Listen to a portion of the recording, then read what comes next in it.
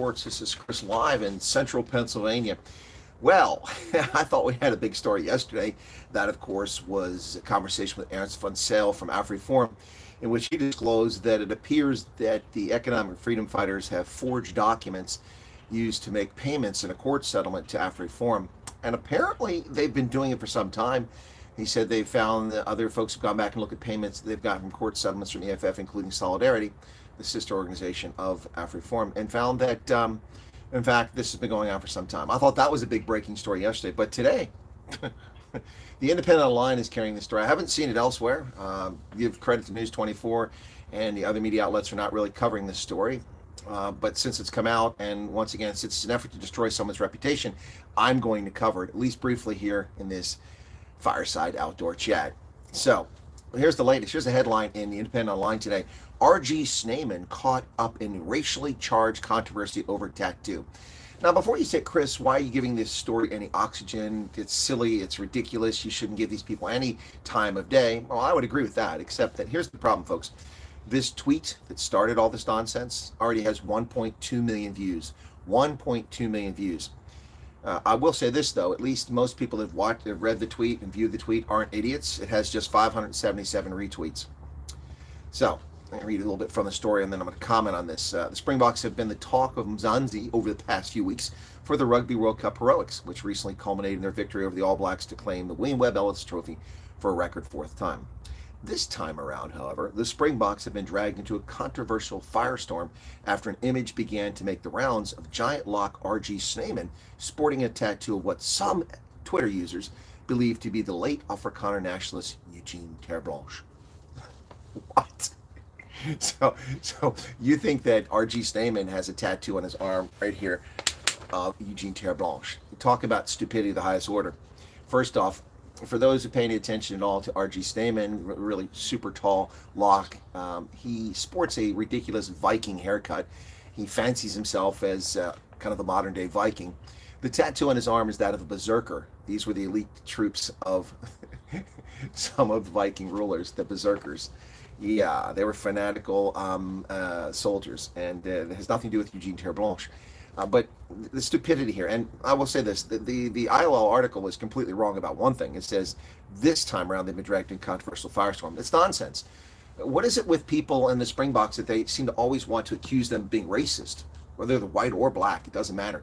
Remember 2019, just weeks before the World Cup, a fraudulent, baseless allegation which the South African Captured Human Rights Commission actually wasted time investigating and made false allegations against Eben Etzebeth over a bar fight that he wasn't involved in which a colored gentleman tried to drag him into a fight, and he walked away from the thing. And then they made baseless allegations that he made racist claims against, or racist statements against the gentleman, which were total nonsense, all to sully the reputation of Eben Etzebeth. Remember that in the build-up to 2019? They tried to paint Springboks as racist. Probably the most diversified, the most unified, the most non-racial entity in all of public life in South Africa would be the national side, the Springboks. It's certainly not Bafana Bafana, where white men are not allowed to play. Show me who's playing. I had one white dude who's married to a black lady, and he goes backup during the 2010 World Cup. Didn't even get on the pitch as a backup goalie. But Bafana Bafana is hardly racially diverse. The Proteas, a total disaster. It's a race hustling organization. And the most diverse, the most unified, the most effective public entity in South Africa, arguably with a public face on it, is the Springboks. Yet people constantly, race hustlers in South Africa constantly, and now abroad, we've got people in the England Rugby Union trying to call Bongambi Namibia racist because they're too dim-witted to understand Afrikaans. But why do they always try to paint the Springboks, an organization that's unified, that doesn't have racial issues, as a racist organization? People even tried to take the comments that Sia Khaleesi made 2 years ago about being frustrated having to learn Afrikaans, about, you know, the Springboks are racist because they use Afrikaans. Well, if they chose Tswana, would that make them racist?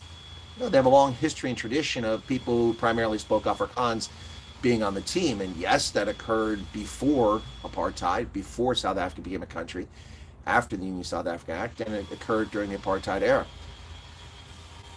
But most people in South Africa speak Afrikaans. Most people in South Africa don't speak Tswana or Venda or Southern Sotho. The most languages people speak are Zulu and Afrikaans. Xhosa. So anyway, nonsense on that. Now, this is what started it all. This tweet got 1.2 million views, folks. Can you believe this idiocy? So this guy, and I don't know when Malema ever launched into this. This is pure race hustling. I mean, where did Malema even talk about a tattoo of RG Snyman? I haven't seen that anywhere. I can't find it anywhere. But this clown called at Alien Mzanzi says, I hate to agree with Malema, but this dude literally has a Eugene Terreblanche tattoo, and he puts crying. He puts a little face like this emoji, and then 3 crying emojis. And then he puts an arrow from the photograph when he's standing there. So you think that RG Snyman is going to publicly have a picture of a right-wing person from the Afrikaner Weerstandsbeweging? Really, you think the AWB is going to be, why? Is he a cousin, a relation? No, it's just no substance whatsoever. Just total race hustling nonsense. There ought to be consequences for this. Now, this gentleman could probably defend himself by saying, well, it's satire, and you might get away with that, but that's a really stupid thing to have satirically in South Africa, where race relations remain fraught because of politicians and race hustlers like yourself. So this post immediately started getting people's, their tongues wagging, made the rounds, and as I said, when this story was published several hours ago, there were 500,000 views. Now it's 1.2 million views before I went live. And Brett, thank you for the super chat. I can't read it; it's too small on the screen. Yeah. So initially, a lot of people who responded to it jumped on the bandwagon, with their thin, low oxygen brains, and said they criticized him for the tattoo. But it quickly became obvious that this was nonsense, and it was not Eugene Terreblanche. A screenshot of the post in which tattoo artist Tony shared the close-up of the tattoo and the inspiration behind it has also been widely shared on X. Now, this is what Tony said: a work in progress on the Springbok lock, an all-around great guy, RG Snyman, sitting like a rock for this Viking-inspired piece. Still lots to do, adding more work around and finishing the top with some color. Thanks for watching. Hope you like it.